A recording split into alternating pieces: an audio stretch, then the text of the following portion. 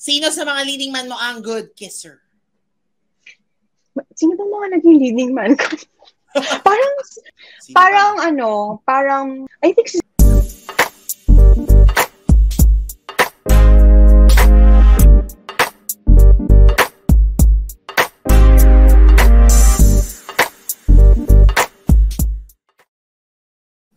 Hello, Pepsters! Welcome to Pep Spotlight. I'm Jean P, your host. And kasama ulit natin ngayon. Grabe, pang ilang beses niya na dito sa Pep Spotlight, di ba? Ang ating suki na ngayon ay mapapanood natin sa sinihan, sa rooftop. Kasama natin, Ren Escanio. Hello, Ren. Welcome to Pep Spotlight. Hi! Yes, hi guys. I'm so happy. I'm back. Again and again. Yes, ang ating suki talaga, no? Yan. At congratulations because your movie, Rooftop, your horror movie ay palabas na sa sinihan, di ba? Not only Yes! Viva Max, pero talagang sa movie. So, una muna, kamusta when you found out that Rooftop will finally be showing and sa sinihan pa? Of course, natuwa talaga ako. Natuwa kaming lahat and nagulat.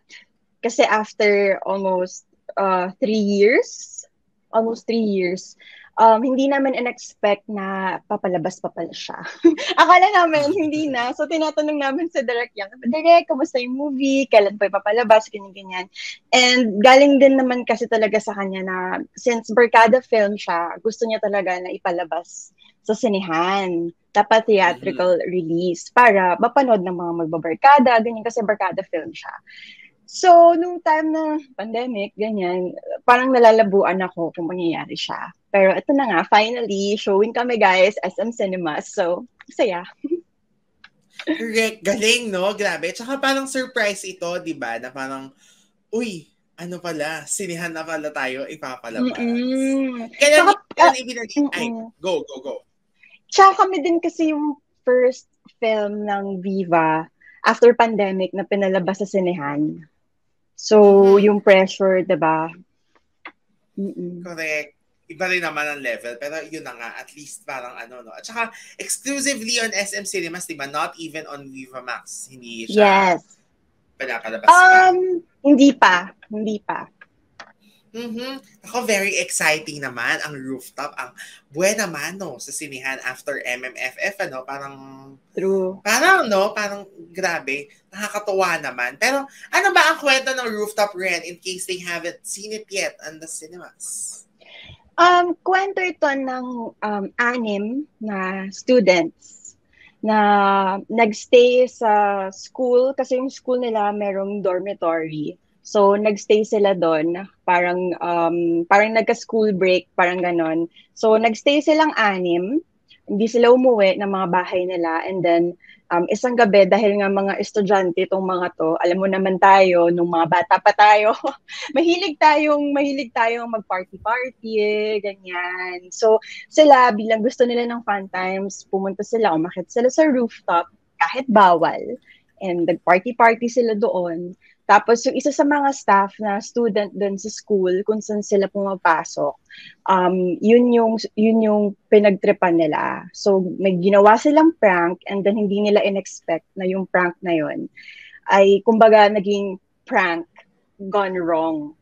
And then kung ano yung umikot yung story doon sa kung ano yung mga naging consequences sa ginawa nila dahil syempre hindi pumayag yung pinrank nila na ganun-ganun na lang yun dahil masyadong malala yung nangyari. Kaya syempre, di ba, hahabulin ka talaga ng karma, parang ganun. Usong-uso, I must say, because ang daming, ang daming pranking na di ba, videos talagang. Oo, lalo na ngayon. Parang madalas siyang ginagawang content online. So, para din to sa may nakita nga ako last time na parang may ginawa din silang prank tapos parang yung nam-prank or pinrank parang umabot sa point na kailangan siyang dalhin sa ospital. Akala nila hindi totoo, akala nila part pa nung prank. So yun yung medyo delikado dun sa mga ganong ganap kasi minsan hindi mo alam kung totoo or hindi or correct. Alam mo yun, 'di ba? So ganun pala ang prank gone wrong. Bakit Rooftop ang title? Dahil nangyari nga ito sa Sa rooftop. rooftop. Yes. Nangyari ang lahat sa rooftop. At meron kasi sa kwento kasi parang dun sa rooftop na yon kahit gaano siya kataas, ang merong kwento haka-haka na meron daw may isang guy or may isang tao na nahulog sa rooftop na yon and surprisingly nabuhay siya. Ay. Okay, wow. So part din ng prank yon. So kailangan nila mapanood. My gosh, ang saya no, sa sinihan na ito. So I'm sure yung mga nakanood, kanina parang I saw one of your posts yata, no, na pina-plug ang rooftop and then nakita mo nga na may mga nanood na sa sinihan. Yes! Oo. Ang cute ng mga reactions nila. Yung premiere night pa nga lang eh. Hindi namin in-expect. Kami din, first time namin napanood. Nagulat kami lahat na parang, in fairness, nakakatakot pala tayo dito. Nakakatakot pala talaga tayo dito. Nakakagulat pala talaga siya. So, ayun, hindi namin in-expect na magiging ganun ka-effective. So, congratulations naman. Di ba? Maraming na happy. Pero, so, ibig sabihin, you were able to finish yung shooting ng rooftop talaga before the pandemic pa. So, ibig sabihin, walang restrictions ito, hindi tinipid, hindi contained ang mga eksena. So, talagang na-all out nyo ang pananakot. True. Ginawa namin to nang wala pang pandemic. So, lahat ng makikita, nakagalaw kami ng maayos. So, iba eh.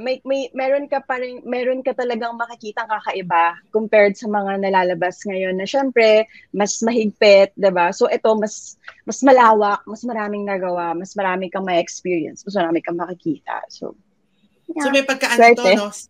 Slasher.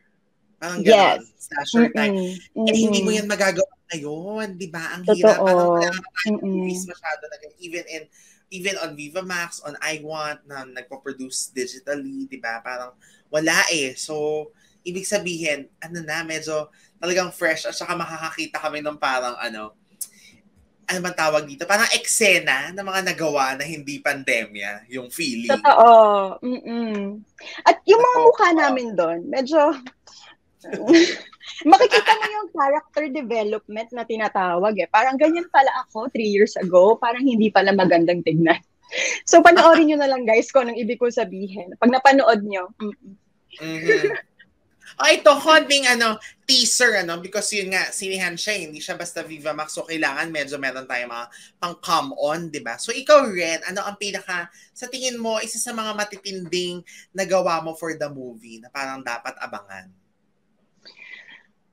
Actually, yung mga characters kasi namin dito, simple lang siya. Pero, merong isang character dito, played by Epi Quizon, na kailangan nilang abangan. Siya talaga yung kaabang-abang dito. Kung babasahin niyo yung mga movie reviews, siya talaga yung nagulat yung mga tao sa performance dito ni Kuya Epi. Lagi naman, no? Kasi napakagaling talaga niya. And, siya talaga yung dapat abangan dito. So, yun. Ako naman, ang ginawa, first time ko kasi mag-horror eh. So, ako, enjoy ko lang siya.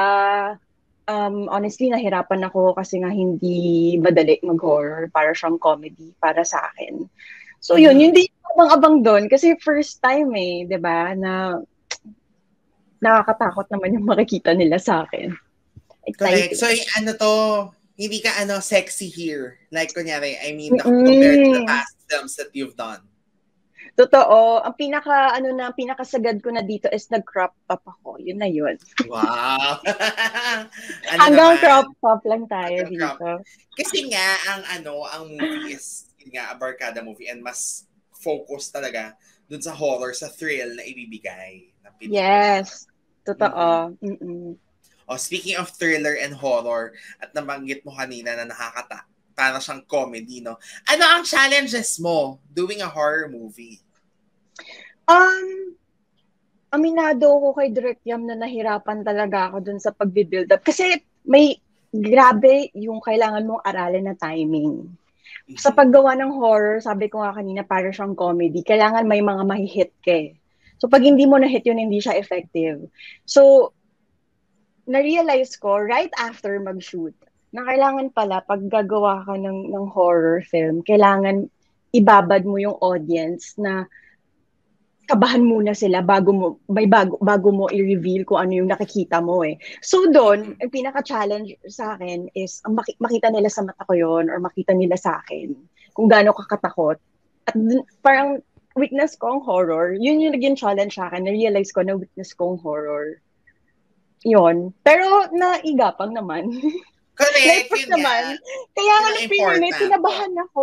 Kinabahan ako, sabi ko, shucks, mukha ba akong mapapahiya dito? Kasi feeling ko, hindi ko nagawa ng tama, ganyan, andun yung kaba. Tapos nung napanood namin, sabi ko, in fairness talaga, tulong ni Direk Yam, alam ko yun, as in siya talaga, naitawid ko. Grabe, in fairness sa'yo, lahat kasi halos you were able to do na nag-action, sexy, drama, rom-com, di ba? Although kasi yung rom-com, it came after na eh. Di ba? After this. Yes. With Lulu, di ba? So, at least nakapag-horror ka na. Totoo. Tapos may kasunod pa ulit na horror. So, puro horror muna tayo ngayon. Yes. Kakatapos lang naman actually. Na-post naman eh, so pwede naman ng explore. Yung Spellbound ni na Bella and Marco. Horror pala yun. Romantic comedy horror. Because may factor nga na correct. Yun nga. So natapos na kasi parang last week or sometime ago, parang I saw Marco posting na, finally good to resume this after 2 years. Ganon, di ba? Totoo. Natapos na namin after 2 years. So yun. Yun din, sinimulan din siya nung wala pang pandemic. So, makikita din ng mga tao yung pagkakaiba. Part ka ng original cast ng Spellbound. Kasi we all know na that was intended for JD yata, di ba? And then... Yes, nadinig ko nga. Pero ikaw, talagang nung you were already there in the movie. Hindi ko alam. Hindi ko alam. Basta pag nung umattend ka na lang ng StoryCon, si Bella at si Marco na. Actually, sila lang. Kasi yung role ko dito, parang lang siya eh. Parang, kumbaga parang, hindi naman plot twist, pero parang reveal, parang ganun. Parang ganun lang yung part niya. Korean siya, Philippine adaptation ng isang Korean film. So, may mga taong familiar doon sa movie na yon. So, makikita nila. Hindi naman maikli, nandun naman siya palagi. Pero, kasi bilang multo, 'di ba? So, ghost kasi yung character. So, 'yun. Exciting. Yan. So, alam na for sure ng mga nakanood ng Spellbound sa Korea, they know na kung ano ang tinutukoy mong character. Totoo. So, yun ang aabangan natin. Pero, ayan, balik tayo sa rooftop. And speaking of Marco, kasama siya dito, 'di ba? Sa rooftop, tama ba? And of course, Raisa Sinon and all the other co-stars. Kamusta working with them? Because you have to be a barkada, di ba? In the movie. So, kamusta ang pagiging barkada? I mean, I don't know kung maaalala mo pa, 3 years ago na kayo nag-shoot. Yun yung struggle doon. Kasi may mga interviews kami na parang lahat kaya parang, ano nga nangyari doon? Hindi namin maalala. Pero nung nag-shoot kami, since karamihan sa amin, first time maka-work yung isa't isa, hindi naman na-feel na parang may distance or may connection agad, kumbaga. Tapos parang, masaya. Para talagang barkada. Makikita niyo naman yun sa pelikula eh. May bond talaga, may connection talaga yung bawat isa. And hindi naman kami naglaro-laro lang, no? Nag-work din naman kami doon. Pero, hindi namin na-feel na nag-work kami at all kasi ganun kagaanan, ganun kasaya. Parang nagkukulitan lang kami. Literal na nagkukulitan kami dun sa mga eksena namin na nasa trailer na nagkukulitan kami ng ingay-ingay na kagulo. As in, totoong-totoo lang lahat ng yon. So, kaya nga, ang cute lang na napansin ng mga tao yon na maganda yung batuhan ng lines, ganyan, very natural kasi in-enjoy lang talaga natin.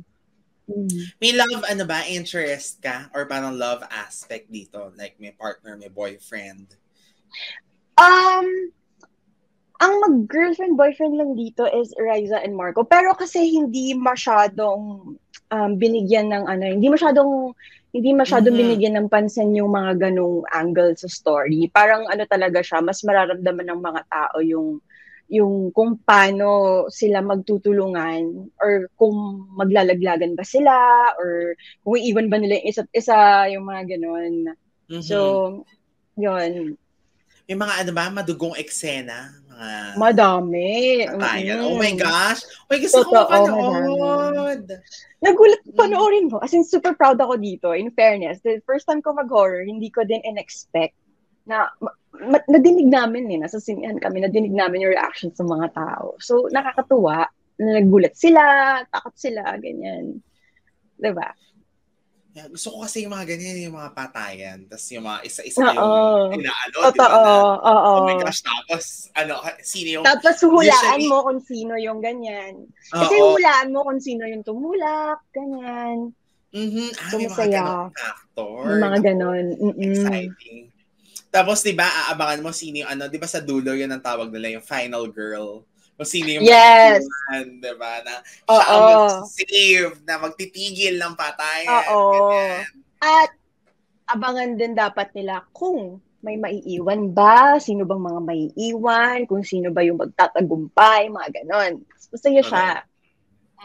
Nakakatawa kasi yung mga slasher movies yung mga yun nga, di ba may final girl. Pero kapag ka siya na yung huli, wala na, dead sa lahat ng kasama niya. Final na lang siya talaga.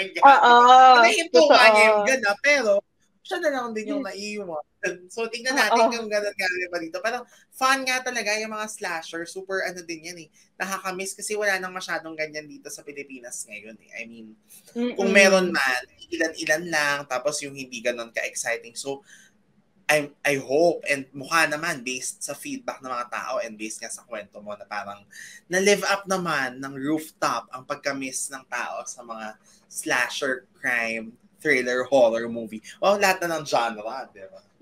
Totoo. Very exciting.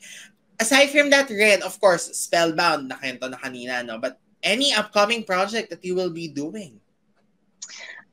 So far, meron akong nadidinig. Pero, hindi pa pwede sabihin yung ibang details kasi baka ma-jinx. Pero kailangan nilang abangan kasi malay nyo, kasi hindi ko naman totally iiwan yung pagpapasexy, pagpapakita ng skin. So, matagal na din yung huli So, abangan nila, baka may gawin ako ulit or baka mas kakaiba yung gawin ko next. Yung mga ganon. Hindi naman tayo titigil sa paggawa ng mga kakaibang projects. Yun naman yung goal. Correct. So, meron. Ren, ikaw ba, na-feel mo ba na hindi kasi, di ba, syempre, ang dami ng umusbong sa Viva Max na mga girls na talagang, yung mga all out, di ba? But you were actually one of the original girls. Nauna lang ng konti. Pero kasi, yun nga, at least ngayon, you were able to explore na din different kinds of projects. Like, yun nga, nagluluka na rom-com. Of course, meron pa rin yung paraluman. Medyo ganun pa rin naman siya. Pero, tapos ito na nga, sakto naman din na although matagal nang ina-shoot itong Rooftop, pero at least something very different, di ba? So, can you say, although kanina sabi mo, hindi naman masyadong titigil na magpapakita ng skin, pero like, kasi kunyari, di ba yung iba talagang every week, may bago silang pelikula sa Viva Max and medyo similar ang genre. Pero ikaw ba, parang graduate ka na ba doon sa gano'n na every now and then, yung ganon yung genre ng pelikula na iyong ginagawa? Ako kasi honestly, alam ko kasi talaga kung saan ako in-embrace ng mga tao and very important sa akin na naalagaan yun. At the same time, kailangan ako, ang mabibigay ko sa sarili ko is ibigay ko naman dapat yung kailangan na-experience ko din yung ibang bagay para mag-grow ako as an actor, dapat hindi lang ako ma-stuck doon. So, kung ang tanong is kung iiwan ko na ba or hindi na ba ako tatanggap ng mga projects na magpapakita ng skin, of course hindi. Hindi ko naman totally iiwan siya or ako lang man yung lagi iniiwan, na joke lang. I mean, hindi ko siya totally iiwan dahil alam ko naman na doon naman talaga ako minahal ng mga tao, yun naman talaga yung lagi nilang inaabangan. Pero this time, siguro, mas nandun ako sa part na mas iniisip ko lang talaga mabuti kung ano yung mga dapat at hindi ko dapat gawin, kung ano yung mga dapat kong i-consider, kung ano yung mga bagay-bagay. Kailangan wini-weigh-in mo kasi siya bago ka mag-yes sa isang project. Kasi nga, ang goal is nagle-level up ka. Like, sa kung ano yung nagawa mo nung huli, kailangan ma-level up mo yon. So, paano magagawa yon? Of course, kailangan isipin kong mabuti kung yung project ba na to is worth it, maganda ba yung script, ganyan. So, hindi naman ako magpapaka-plastic, diba? Kailangan talaga siya. Kailangan talaga yun. Lalo na sa panahon ngayon. Diba? Pero yun lang, meron ka ng mga parameters na iniingatan, syempre. Hindi pwede yung basta-basta lang. Importante siya sa akin talaga, lalo na ngayon na nakakagawa ako ng iba't ibang genre.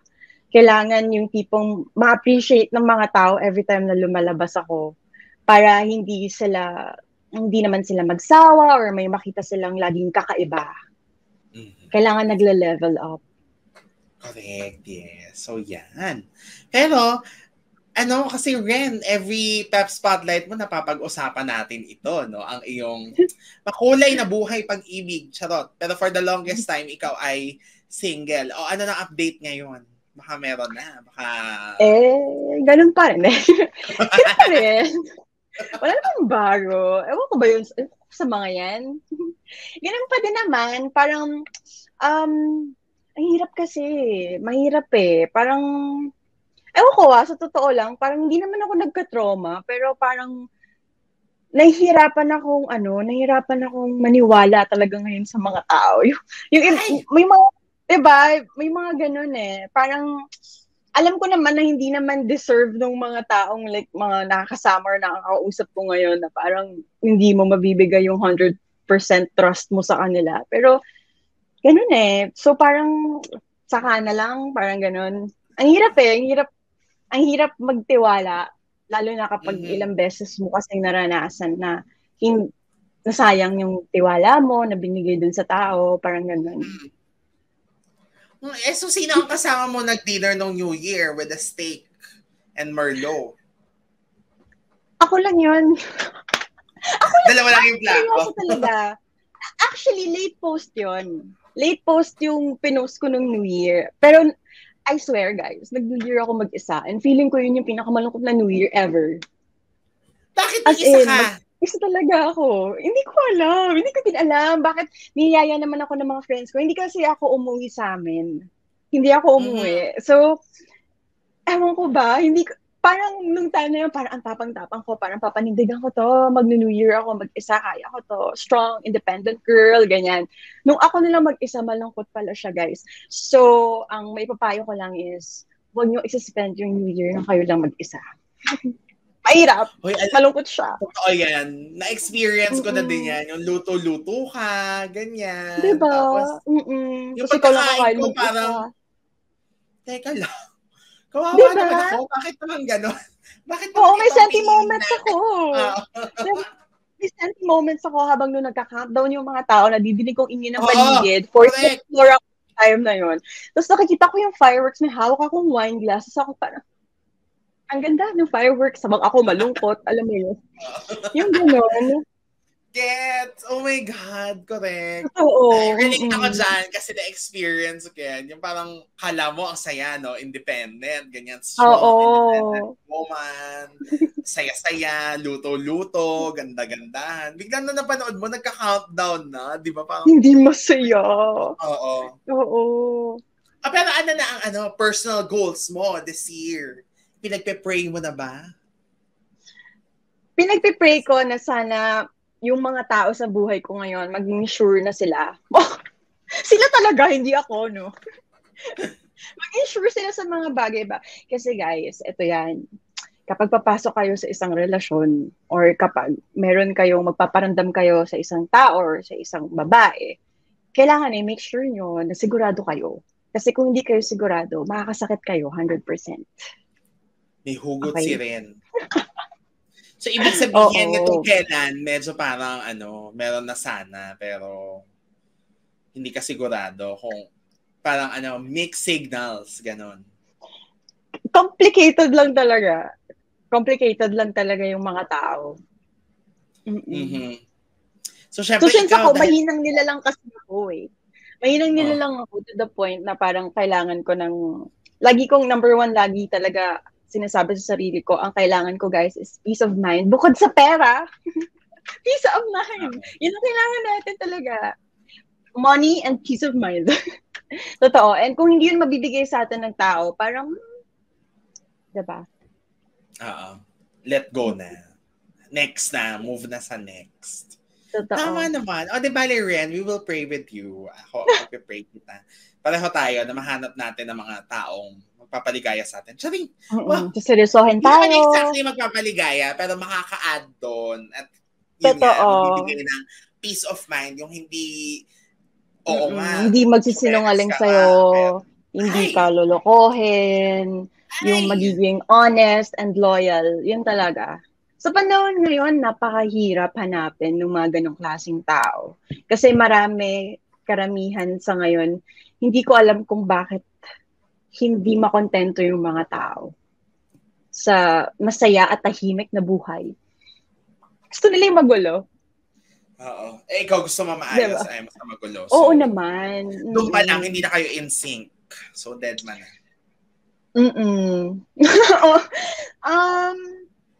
Complicated lang talaga. Dahil nag-usap na tayo tungkol sa mga tao talaga, ano. So, mag-move forward na tayo dito sa ating next segment na medyo mga tao din ang pag-uusapan natin. At ito ang Pep Challenge! Okay, matagal na namin itong huling pinagawa. As in like, unang-una pa ng mga Pep Live at Pep Spotlight. So, ngayon lang namin ito gagawin at para to sa'yo. Ang Pep Challenge natin ay tinatawag nating Sino.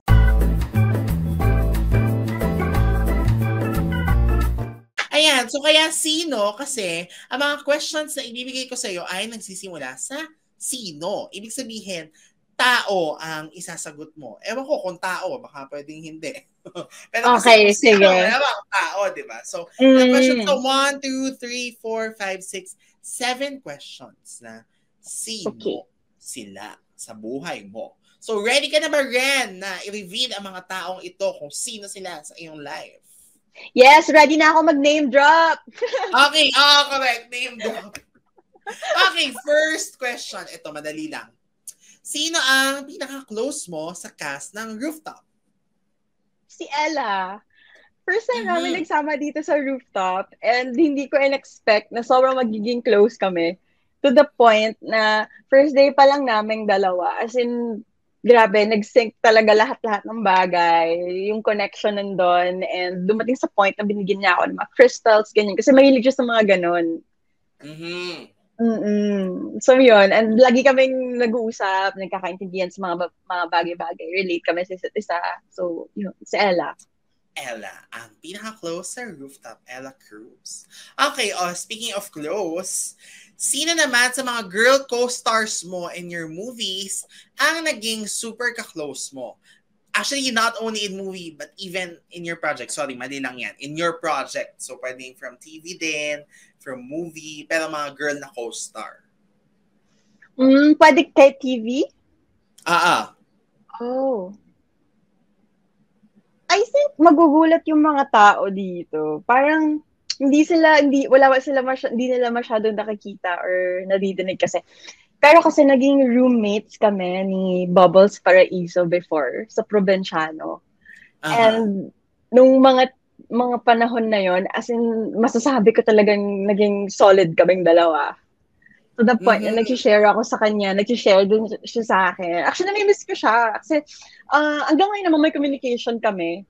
And minsan nag-aayan lumabas, pero before parang hindi natuloy, ganyan. Pero si Bubbles, Paraiso, parang siya yung mga considered ko na super nakausap ko and nakapag-open up ako. Parang ganun. O yan sa TV. Kung sa movie, meron ba? Si Ella. Si Ella talaga. Si Ella. Click kayo talaga. Oo. May ibang connection. Gets niya eh. I mean, meron kaming na-feel sa isa na nagulat kami. Parang ganon. So, si Ella Cruz talaga. Hi, Ella. Cruz. Hi, Ella. Ella and Bubbles. Okay. Ito na. Name drop. Sino ang first boyfriend mo? Oh my God. Shucks! Ano ba yan? Okay, kung hindi naman named up, okay. Sige, pwede namang hindi named up. Pagbigyan na natin. Sige, bibigyan na lang ako ng hint.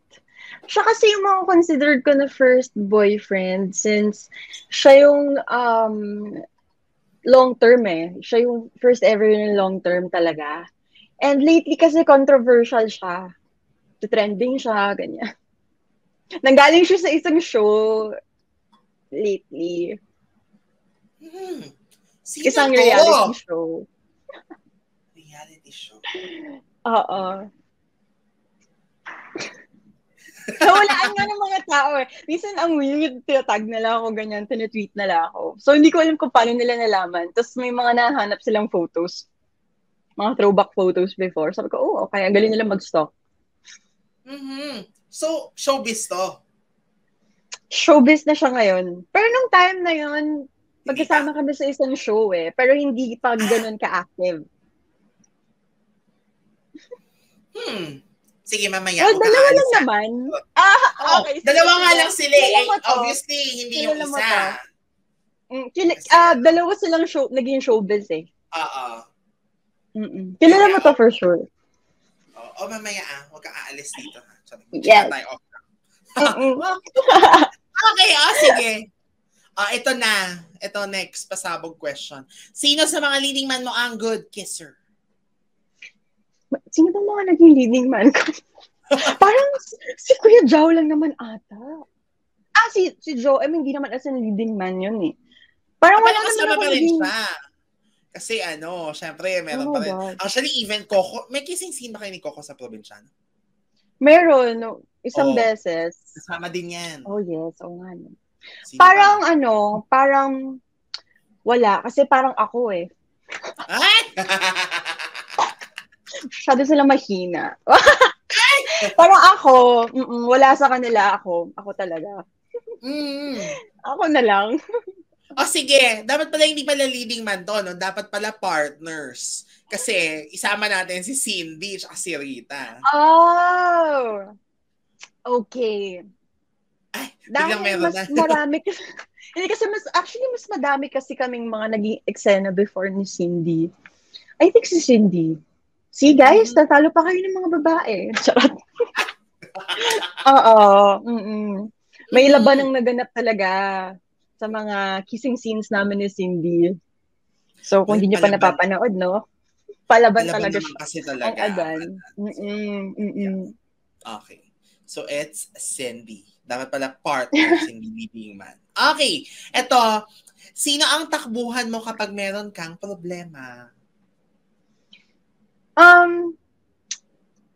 Bukod dito sa nakakausap ko lately, no? Yung mga high school friends ko talaga, solid friends ko kasi talaga sila ever since, and 3 lang sila.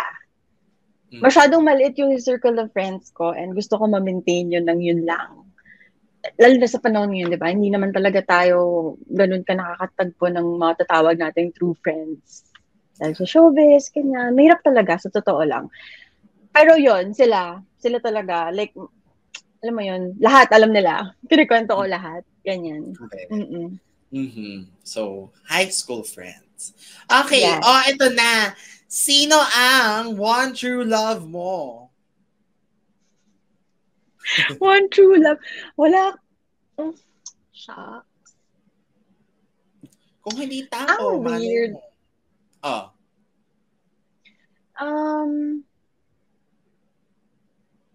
Ang hirap kasi parang walang naging true. Charot. Ay! Well, walang naging true. Kung hindi pa naman na-reach yung point na yan. But pwede naman ibang tao. Like, kunyari, pwedeng kaibigan, kapamilya. Si Lord, di ba? Si Lord naman ang ating tunay na one true love. Pero kung... Siguro yung kapatid ko na lang. Kasi siya lang naman yung naiwan sa akin ngayon. Kaming 2 na lang eh. So, I think, diba? Yung kapatid ko na lang. Siguro siya talaga yung nag-iisang tunay. One true love. Nasaan siya? Nasa Cavite. Hindi rin kasi ako masyado umuwi doon. So, siya na lang minsan yung pumupunta dito. Ganyan. Kasi kung meron akong isasagot dyan, for sure ako magiging issue nila yan. Pero lagi ko kasing sinasagot na sa lahat ng mga naging ex ko, meron talagang isang tumatak sa akin na na parang mako-considered ko na parang naging totoo naman kung ano yung naging meron kami before. Kaso hindi nag-work. Baka sa next question yan. Pero yung kapatid muna tayo. Yung kapatid, sino mas naganda sa inyo? Ako, dalawa lang kami. Tapos ano siya, girl? Yeah. Boy. Girl. Boy. So younger sister. Boy. Boy. Younger yeah. brother. Ang cute naman. Ilang taon na rin siya? 2 years lang yung gap namin. Yes. Bakit, Ren? Sorry naman to ask, no? Ano ba ang storya ng mo? Ang parents mo, nasaan? Annulled na sila eh. May kanya-kanya na silang family. Yung mom ko, may anak na din siya and kasal na rin siya sa ibang guy. And then yung dad ko, ganun din. Tapos yung stepmom namin, nandun siya sa Cavite. So medyo, MMK. Pang MMK ang buhay ko, guys. Cinderella story siya, ganong level. Kaya naman pala ang husay umacting kasi may hugot. Ang daming hugot. At least. Hindi aware yung mga tao doon. Kaya din siguro parang na-realize ko din sa sarili ko minsan na parang ever since na pag pumapasok ako sa isang relasyon, parang grabe yung nabibigay ko sa tao to the point minsan na parang feeling ko too much na. Kaya ako sobrang nasasaktan. Kasi siguro, hinahanap ko yung, yung attention, yung love, yung support, yung care. Kasi wala akong kinalakihan na parents, ganon.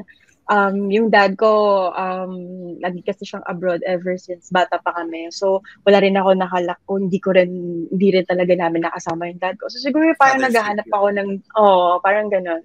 May something talaga siya na mabibigay sa'yo na hahanapin mo yung ganong klaseng feeling na may care sa'yo yung isang tao. Ganyan.